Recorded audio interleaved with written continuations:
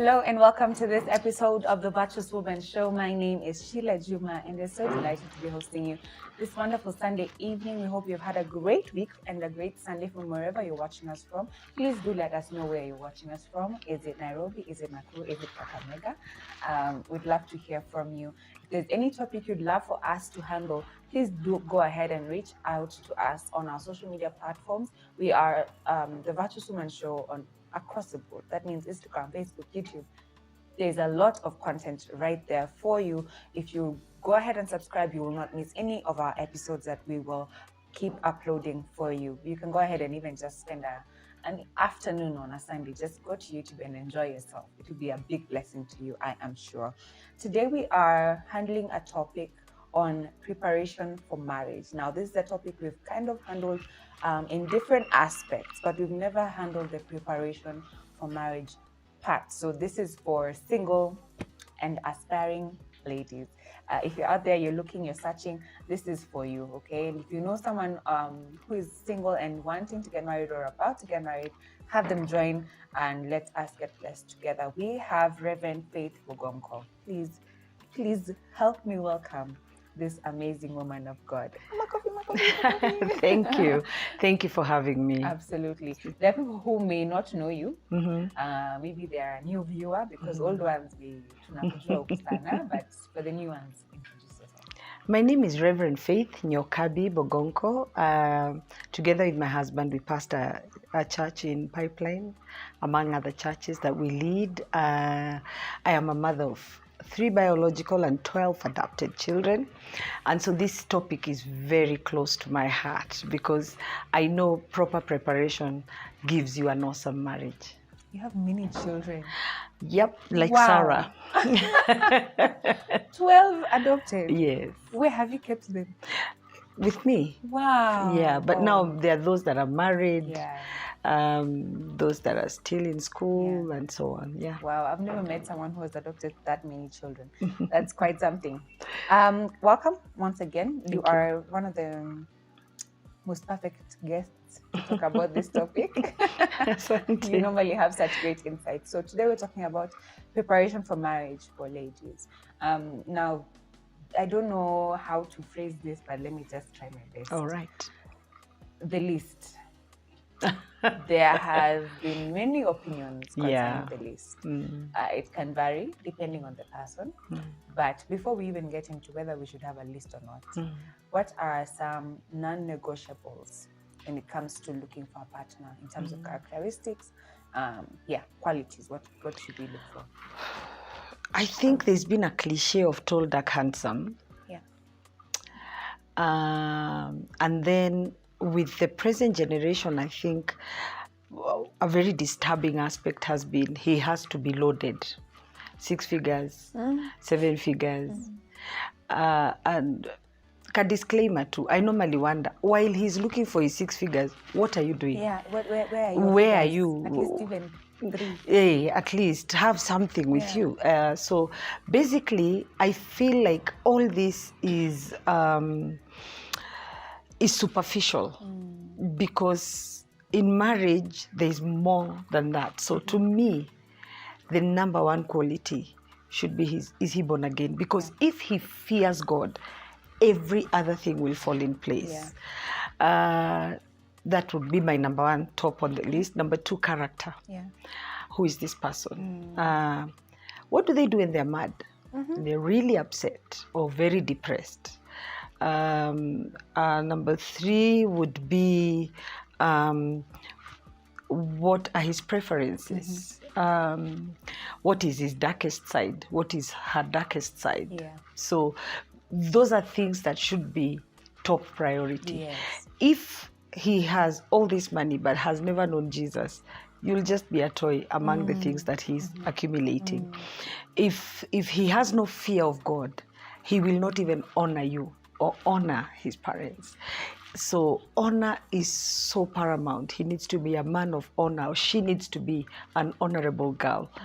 I don't know why I focus so much on the guy. I think it's because it's a Virtuous Woman show, so I'm thinking of the girl child. So those are the things you look at, things that you cannot quantify, but things that will take you from here and beyond. Yes. May I add values and the call of God on their life? Yes. Are you compatible with that? Like you're called to missions in Ethiopia, him he's called to plant a church in Nairobi. Okay. Or he could be an entrepreneur, pharmacist, but he's a salesperson, and you're a secretary in a company. So, or he's a truck driver. He's between Kenya and Rwanda and Burundi, and you are a homemaker. So, those things they matter a lot. Now let's get to the list. Is it okay to have a list? Is it not okay to have a list? Is having a list setting expectations too high? Does it affect the way you will stay single for long or not? Is that okay? Doesn't Proverbs, the book of Proverbs says, commit your plans into the hands of the Lord and he will direct. So what is he committing? Habakkuk could say, write your vision clearly, write it down, that whoever sees it may run with it. So it's important to have a list. But having said that, should I add, it should be a realistic list. Yes. Should be realistic. So that if you don't get someone with 7 figures, you've gotten someone with maybe 5, but he has everything else. Huwezi kuwa umezaliwa Kaptembwa and you are waiting to be married by the Prince of Wales. Can you say that again? So it has to be realistic. It has to be something that is workable. It has to be something that wewe na Mungu, it's something that is real. For example, one of my daughters from a very young age told me, Mimi, I will get married to this kind of person. She's now a first year in university. That dream is still the same. So this holiday, she kept telling the dad, by the way, Dad, unajua mimi nitaolewa na, and the dad was like, why do you keep talking about marriage? She's like, I need you to know my dream. This is my dream. This is the person who will marry me. So kaanga nayo in mind. So it's good to have a list, but let it be realistic. I like that. It's okay to have a list, but just calm down a little bit and be realistic. Pray about it as well. Sure. Emotionally, how can you prepare for marriage emotionally? Because I feel like marriage is a really sanctification ground. It's a great sanctification ground and all that. But if you're not emotionally prepared or emotionally mature, you can really be stressed out. Very true. So how can you be prepared emotionally? I think everybody matures at different times, and none of us matures at the same time. A young man wanted to marry me when I was 21. I laughed. I felt I was such a baby. I was like, wait, what? Sincerely, I'm still sorry. I offended that young man so much.